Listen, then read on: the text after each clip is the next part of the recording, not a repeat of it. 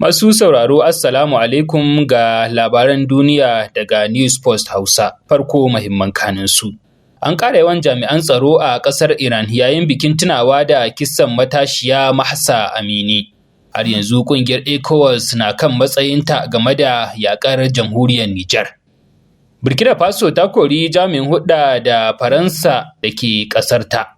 Yayin da akalla mutum 250,000 a birnin Benghazi ke ƙarƙashin kulawar Majalisar Ɗinkin Duniya sakamakon ambaliyar ruwa a ƙasar ta Libya.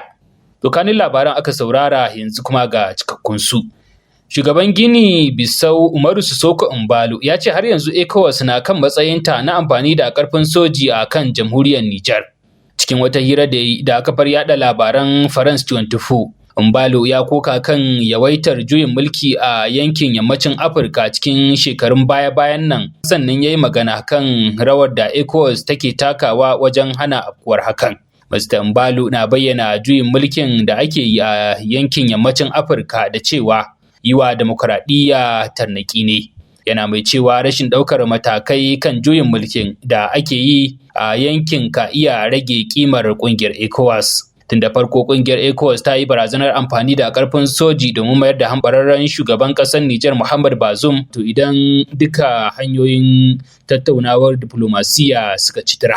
To za mu sake dawowa kan batun ƙasar Nijar ɗin, amma kafin nan yayin da ake gudanar da bikin tunawa da mutuwar matashiya Mahsa Amini a karon farko a ƙasar Iran, an girke jami'an tsaro masu yawa a kusa da gine-gine da ke ƙasar. Mahsa Amini ta mutu a wani ko kuma a hannun 'yan sanda lokacin da suka tsare ta, abinda ya janyo janga-janga ta ƙin jinin gwamnati a Iran ta watanni. Ƙungiyoyin kare haƙƙin ɗan adam sun ce an tsare matashi ko kuma mahaifinta a gida lokacin da ya nemi ya fita daga gidan tun da fari. A cewar ƙungiyoyin jami'an tsaro sun yi wa mahaifin Mahsa gargaɗi cewa kada ya sake ya je kabarinta domin yin bikin tunawa da ita. Domin kaucewa sake fadawa zanga-zanga a titunan ƙasar Iran da gwamnati ta tsaurara tsaro a ko'ina. A jiya da daddare dai an yi ta jin waƙen nuna adawa da gwamnati a kan titunan ƙasar. To a can Libya kuwa hukumar lafiya ta duniya WHO ta ce ta aike da tallafin magunguna ga mutum 250,000 a birnin Benghazi na ƙasar Libya. Cikin wata sanarwa da ta fitar, WHO ta ce ta aike da metric ton 29 na tallafin magunguna zuwa birnin na Benghazi. Tashar ruwa ta Benghazi na da nisan kilomita 300 daga Dana, wanda ke da wahalar isa saboda rashin hanya mai kyau. Girgizar ƙasar da ta faru a Morocco ta haifar da labari mai tada hankali. Cikin waɗanda suka mutu har da wasu 'yan makaranta da babu wanda ya rayu a cikinsu. Wata malama da ake kira da Nasirin Abu Al-Fadil ta yi rashin duka ɗalibanta.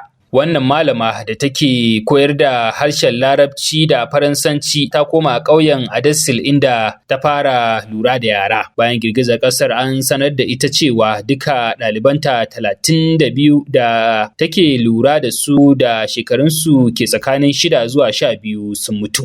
Firaministan Italiya Giorgia Meloni ya roƙi tarayyar Turai ta taimaka wajen rage yawan 'yanci rani da ke tururuwar tsallakawa tsibirin Lampedusa na ƙasar. Meloni ta ɗora alhakin hakan ga Afirka, musamman mutanen da ke fitowa daga yankin ƙasashen Sahel. Ta ce idan da yiwuwa kamata yi a kafa wata tawagar sojin ruwa ta haɗin gwiwa domin a kare jiragen ruwa daga shigowa daga yankin arewacin Afirka. Ta ce gwamnatin Italiya na shirin ɗaukar wasu matakai masu tsauri na musamman domin magance tururuwar 'yanci rani. Kimanin 'yanci rani 7,000 ne suka shiga Italiya a jiragen ruwa guda 200 a wannan makon. Sai dai tuni hukumomin Italiya suka mayar da su tsibirin Sicily da wasu sauran yankuna. To kuna sauraron labaran duniya ne daga nan News Post Hausa. Shugaban mulkin sojin Sudan Janar Abdul Fattah al-Burhan na wata ziyara a Uganda. Ziyarar shugaban na zuwa ne daidai lokacin da 'yan siyasa a ƙasar ke gargaɗi game da rarrabuwar kawunan ƙasar sakamakon yaƙin basasar da aka kwashe watanni ana gwabzawa. Shugaban dakarun RSF Muhammad Hamdan Dagalo ya yi barazanar kafa gwamnati a yankunan da ke ƙarƙashin ikon mayakansa. Rundunar ta RSF na da iko da yankuna masu yawa na babban birnin ƙasar Khartoum baya ga kudu maso yammaci da kuma tsakiyar ƙasar. Ƙungiyar 'yan tawayen Sudan ta SPLM ƙarƙashin jagorancin Abdulaziz Alhilu na iko da wasu sassa na jihar Kordofan da ke kudancin ƙasar ta Sudan. Yayin da gwamnatin Al-Burhan ke iko da sauran sassan ƙasar ciki kuwa har da birnin Port Sudan da ke gabashin jihar Red Sea. Birtaniya ta yi ko kuma ta bayyana ƙarin kuɗin bizar ɗalibai da masu yawon buɗe ido. Cikin wata sanarwa da ma'aikatar harkokin cikin gida ta ƙasar ta fitar ta ce, kuɗin bizar ziyarar ƙasa da wata 6 ya ƙaru zuwa fan 115, yayin da na karatu zai ƙaru zuwa fan 490. Sanarwar ta ce ƙarin kuɗin bizar zai taimaka wa gwamnati wajen samun kuɗin shiga. Matakin na zuwa ne ƙasa da wata 6 bayan da Birtaniya ta sanar da ƙarin kuɗin bizar jinya ga marasa lafiya. Ƙasar Burkina Faso ta yanke shawarar korar jami'in da ke kula da hulɗar ayyukan soji a ofishin jakadancin ƙasar Faransa daga birnin Wagadugu, inda ta bashi wa'adin makonni 2 da ya fice daga ƙasar bayan ta zarge shi da shirya wa ƙasar maƙarƙashiya, kamar yadda wasu bayanai da kamfanin dillancin labaran AFP ya ce ya samu daga mahukunta suka nunar. A cikin wata wasiƙa da ma'aikatar harkokin wajen Burkina Faso ta aika wa mahukuntan birnin Paris a ranar Alhamis 14 ga watan Satumba da muke ciki, gwamnatin Burkina Faso ta sanar da soke izinin zaman ƙasar da ta baiwa Mr. Emmanuel Fakwi, babban jami'in da ke kula da hulɗar soji a ofishin jakadancin Faransa da ke birnin Wagadugu na ƙasar ta Burkina Faso, saboda wasu dalilai da ta ce na zagon ƙasa ne daga jami'in da yake yi ga ƙasar, inda ta bashi wa'adin makonni 2 da shi da tawagarsa su tattara nasu su fice mata daga ƙasa.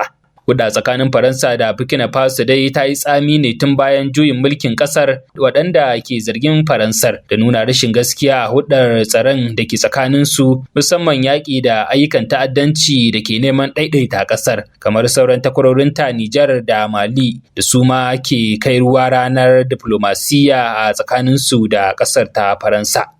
Shugaba Emmanuel Macron ya ce sojojin da ke mulki a jamhuriyar Nijar sun yi garkuwa da jakadan Faransa ofishin jakadancin ƙasar, tare da zargin sojojin da toshe hanyar kai kayan abinci ga ofishin.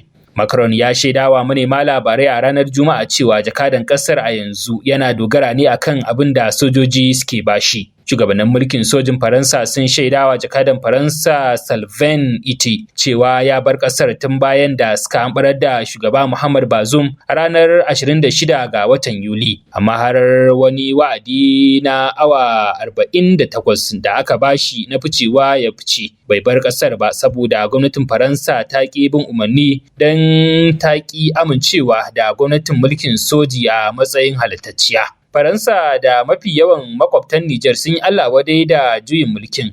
Macron ya ce jakadan ba zai iya fita ba saboda an nuna ba a son sa kuma ana hana shi abinci.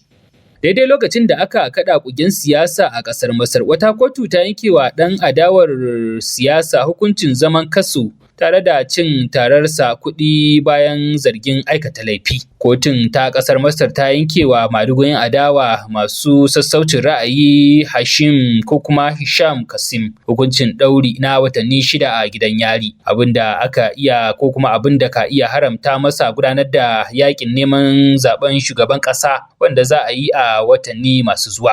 Wata majiya daga mahukuntan ɗan siyasar ta ce an yanke Hisham hukuncin zama a gidan wakafi na watanni 3 tare da cinsa tarar kuɗi euro 600 bisa zarginsa da yin kalaman ƙarya kan wani minista a lokacin da ya gurfana a gaban kotu. Tuni lauyan da ke kare ɗan siyasar Nasir Amin ya sanar da ɗaukaka ƙara kan hukuncin, inda ya ce za a soke zaman shari'ar a farkon watan Oktoba. Wannan dai ba shine karan farko da wani ɗan adawa a Masar ke fuskantar shari'a ba tun bayan da aka buga ƙugen siyasa a ƙasar. To ƙarshen labaran duniyar kenan.